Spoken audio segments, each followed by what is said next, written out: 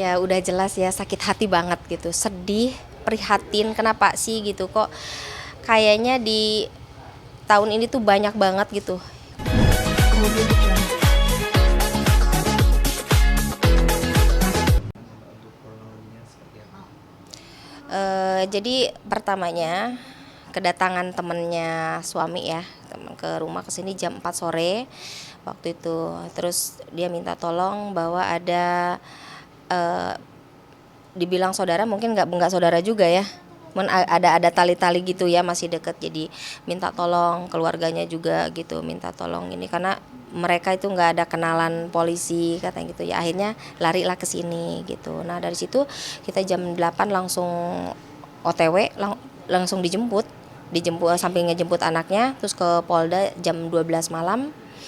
Udah beres dari Polda langsung ke Polres Tangsel gitu. Jam 3 subuh tuh di situ. Alhamdulillah sih di eh, kantor sana diterima jam 3 subuh tuh. Direspon dengan baik alhamdulillah. Oke. Untuk pertama kali Mbak Tiara sendiri melihat kondisi Arfan sendiri awal seperti apa? Ya udah jelas ya sakit hati banget gitu. Sedih, prihatin kenapa sih gitu kok kayaknya di tahun ini tuh banyak banget gitu yang KDRT, yang membunuh anak lah, yang banyak banget. Makanya aku tuh sedih banget dan aku tuh senang banget kedatangan anak ini gitu, datang ke rumah ini tuh senang banget gitu. Senang. Dengan kondisi yang menyakitkan, aku tuh bener-bener tersentuh gitu, hati aku tuh bener-bener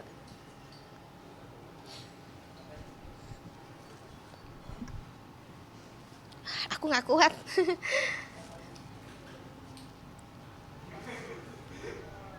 Oke Mbak, untuk saat ini sudah berapa lama sih mungkin wanita ini dan Arfan tinggal bersama keluarga? 3 hari, 3 hari mau 4 ya. Tapi untuk sebelumnya setelah mengetahui kejadian ini untuk sang ayah sendiri seperti apa? Sang ayahnya dia. Ayah. Kalau ayahnya asli apa ayah sambungnya? Kalau ayah sambungnya kan dia udah kabur. Udah kabur. Kalau saya kan kamu kan diblokirnya ya. Ini dia diblokirnya juga gitu.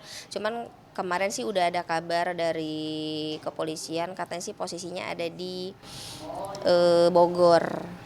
Cuman sekarang kita ke ini lagi gitu loh. Kehilangan jejak lagi gitu. Tapi untuk sang ayah sendiri memang mengakui adanya kekerasan atau ada alasan tersendiri? Awalnya dia tidak mengakui, tapi pas kesininya dia udah mengakui juga sih, minta maaf juga gitu, tapi minta maaf tapi dia kabur. Gitu. Ya mungkin udah ada takut juga karena ini udah viral juga kan gitu. Oke, untuk Mbak Mita sendiri, ini Mbak sebagai ibu kandung seperti apa sih melihat kondisi anak yang dimana kan ini dilakukannya sama ayah sambungnya sendiri seperti apa? saya pas ngelihat mata anak aku kan nggak tahu karena aku sibuk jualan jadi anak aku sama ayah tirinya aja. Pas ngelihat kondisi ini anak gimana, Jadi sedih nggak pas gitu?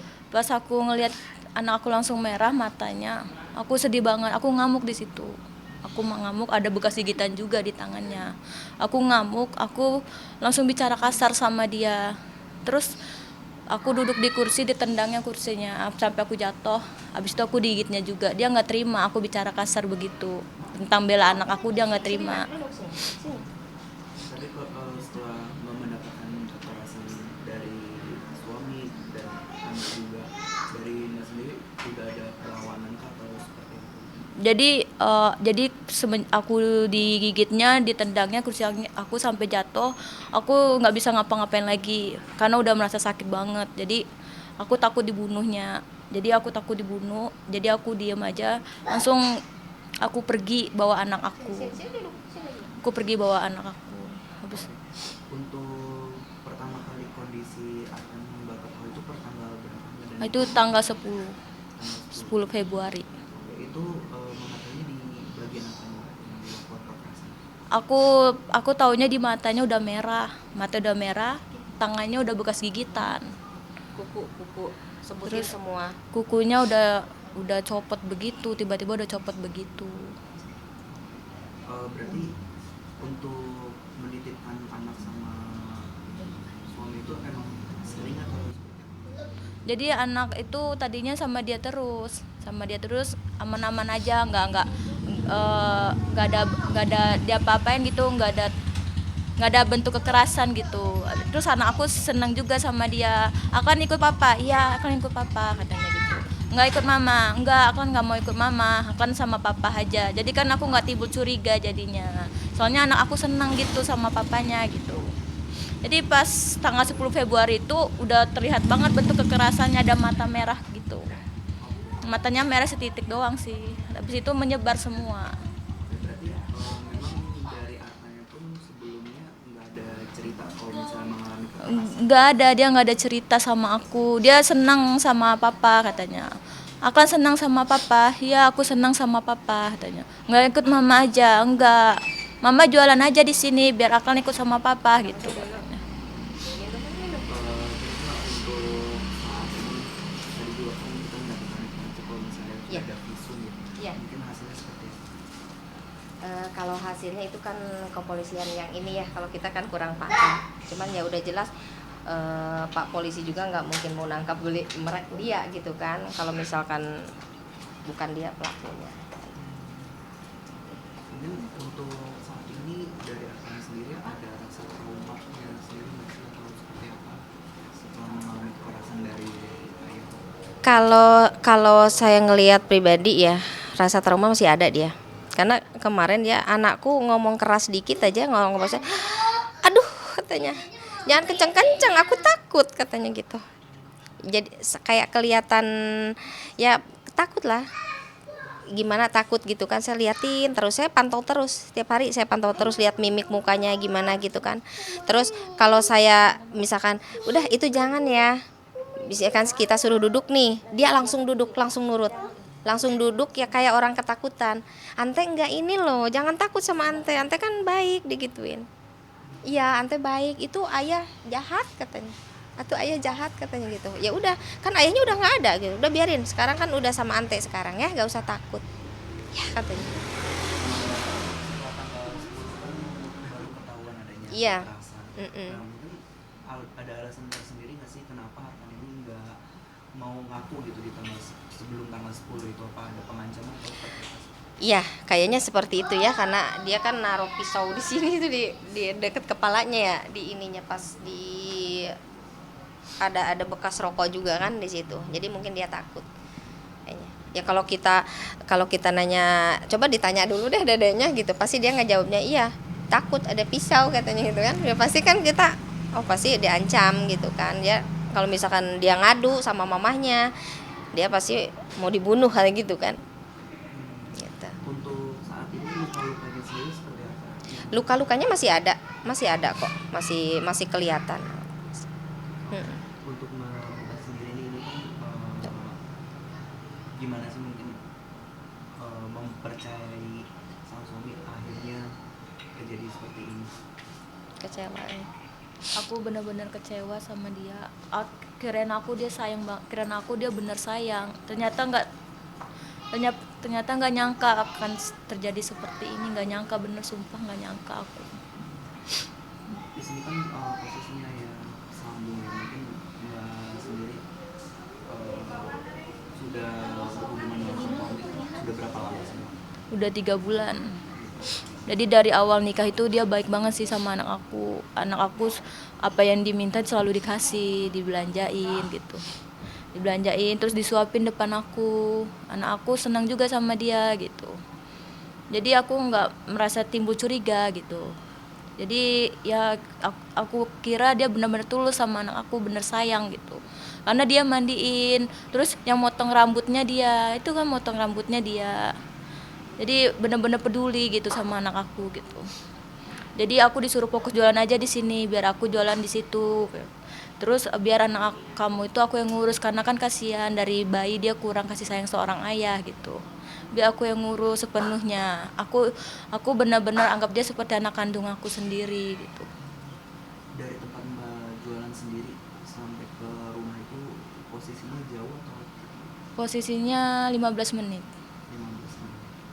Oke, setelah kejadian ini dari pihak keluarga sang suami sendiri gimana Mbak? Ada komunikasi kah atau seperti apa? Pihak keluarga udah nggak ada komunikasi lagi. Kalau terkait luka sendiri Pihak keluarga mana? Dari suami ini? Nggak ada, Dari suami nggak Kalau ada. sama ibunya komunikasi kita video Kalau- call juga. Soalnya besok kesini ya ibu mau kesini. Saya udah silaturahmi sama saya, semalam udah video callan, dia nangis sampai saya nggak ikhlas cucu saya digituin. Saya akan bunuh orang itu katanya, sampai nangis neneknya. Ini anak pintar loh katanya. Sampai saya nangis, sampai dia bilang nenek siapa akan udah di sini sekarang, udah ada di rumah orang baik katanya Udah gitu. di rumah tante baik, Iya, om baik. udah di rumah tante baik, om baik. Siapa tante baiknya? Ini katanya, dia ngeliatin muka saya ke neneknya. Ini pinter loh, anak pinter banget. Sampai iya.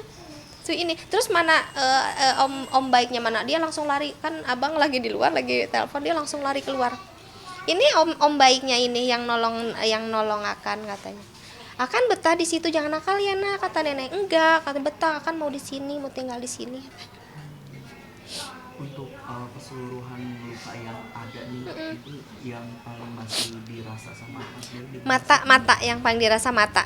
Karena saya setiap nanya, dia tadi aja nanya abis bangun tidur, Ade masih ada yang sakit nggak? Ada, ante mana? Ini mata.